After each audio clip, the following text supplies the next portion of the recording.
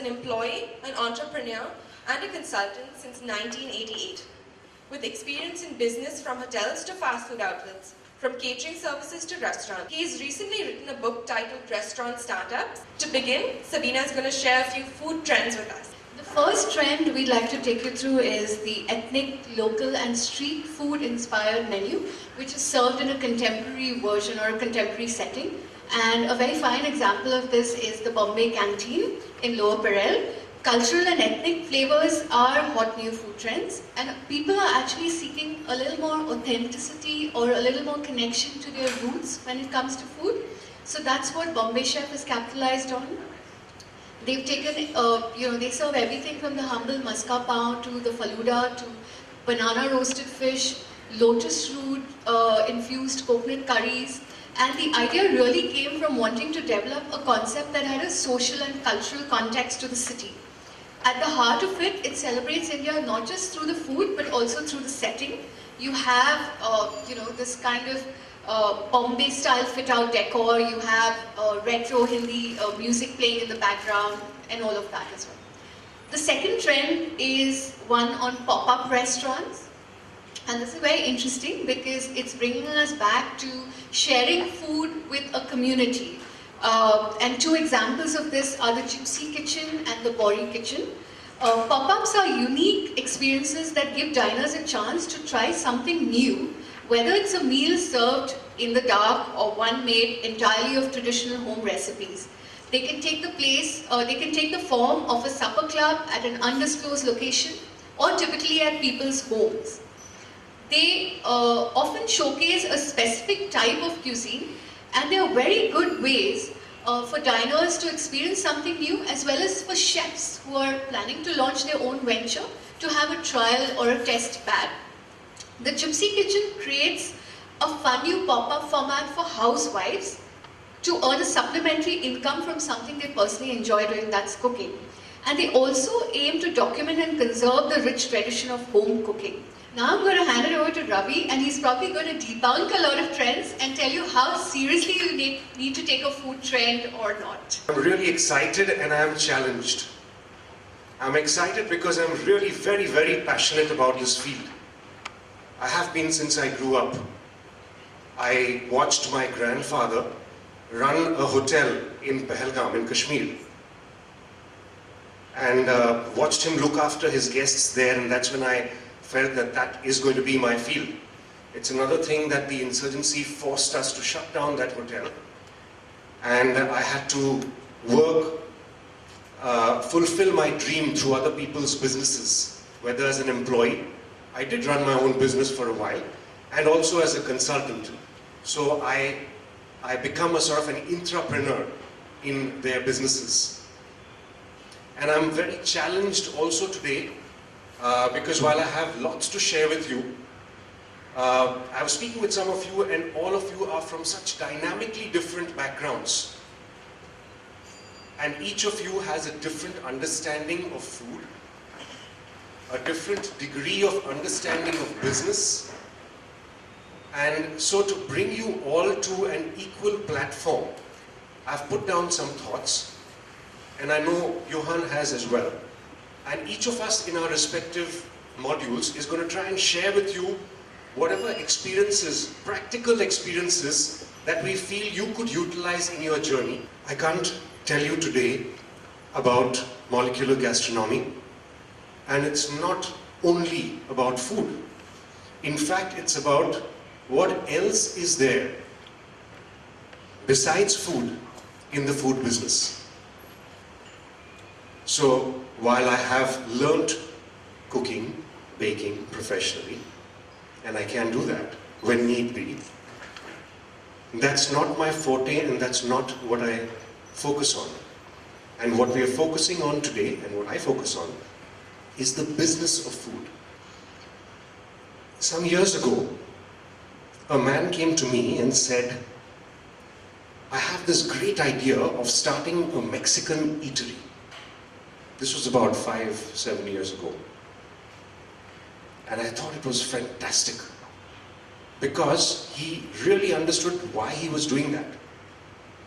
Refried beans is like Rajma. Nachos is like masala papad. There's a familiarity. We are all Indian inside, isn't it? We like to travel the world. We deal with the most sophisticated foods, eat them in the most sophisticated ways, and interact with the most sophisticated people, but at the end of the day, we are Indian inside. And I'm willing to bet that most of us here in this room go home and eat with our fingers, not with a spoon and fork.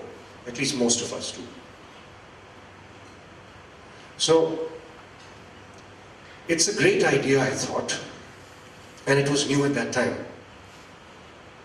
And what happened was he started consulting with me, and we worked together on the numbers and what the market would be like and where we would position it and all of that. And about 2 or 3 weeks after that, I started getting a series of inquiries. Every single week, at least one person would call me and say, I'd like to consult you for a Mexican eatery that I'd like to start. And I said, is there something wrong? I mean, how is this happening? Because I have never seen that before, where there are so many inquiries for just one type of cuisine, for just one sort of concept. A quick service restaurant. Mexican. Every week. And obviously I had to decline because there would be a conflict of interest. I stuck with that one guy, and eventually we aborted the project. I suggested to him when we looked at everything, let's not take this forward. But some of the others that had inquired did take it forward. And at least every one of them who tried to take it forward, every single one of them who did start it, shut down. You don't see a lot of Mexican eateries around even today in India. So was that a trend? Was that a trend? What was that? It was a trend for potential entrepreneurs to get into the Mexican food quick service restaurant. But time proved, and the death of those brands which died trying to survive, Mexican brands, proved that the market says, no, this is not a trend. So you need to qualify what a trend is. And that is the reason I'm saying don't blindly follow. There are many layers to understanding why things work and why things don't. And even the most experienced people in this field have failed in various concepts and at various locations. So, qualifying a trend means when you're testing it out in the marketplace, does it really work? What you can do is possibly a pilot. A pilot is basically when you do it in a small format and test it out with a couple of people, see if that's working in terms of food. Still, even if it's working in terms of food, you can go live with that business and it doesn't work because you're not getting enough people buying your food. So there's always a risk in business. McDonald's, I'm sure everyone is familiar with. Some of you may not be familiar with the second brand, Chipotle. And the reason for showing these videos is because I'm going to compare these two brands, and so is Johan when he speaks later. And it's going to be, we're going to give you these, various perspectives on these two brands for your understanding, because this has become a case study for food entrepreneurs worldwide. So McDonald's, as you know, says we give you something cheap, we give you something clean, and we give you something quick. because that is our value proposition to you. That's what we have to offer you. And along comes Chipotle, despite McDonald's success, and says, we are not bothered about the cost. Our starting point is not to give you cheap food. Our starting point is to give you good quality food from the farm without being pumped with antibiotics. And it costs you a little more. So we're going to charge you a little more. And if you want to check the freshness of our food, unlike some people who keep it for weeks and months in their freezers, we have no freezers. We have very few refrigerators. Less compared to everyone else. Because we get fresh food. And that's what we give you. We are concerned, in the US, with your health.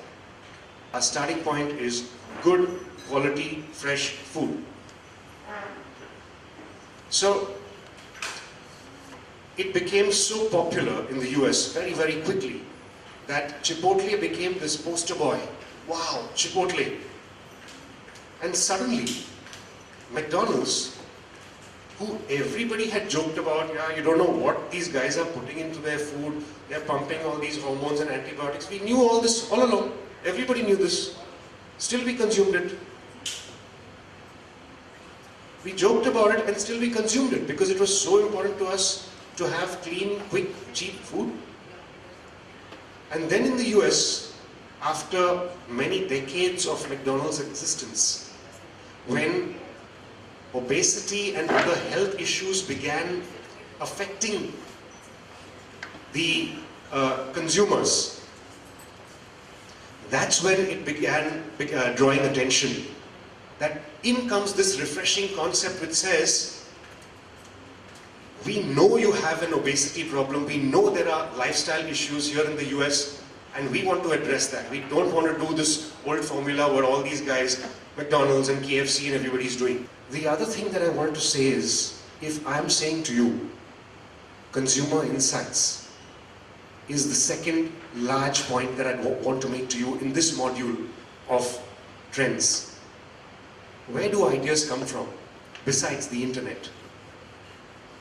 And I'm keeping on making a jibe at the internet because I'd like you to recognize that you are generators of ideas in yourselves. How you can do that is by looking around the marketplace. Look around you.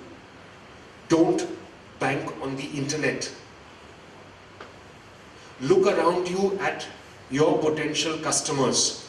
What are their habits? What are their preferences? What are their needs? What are their wants? And create something which fills those needs, wants, problems. That's how you create an idea.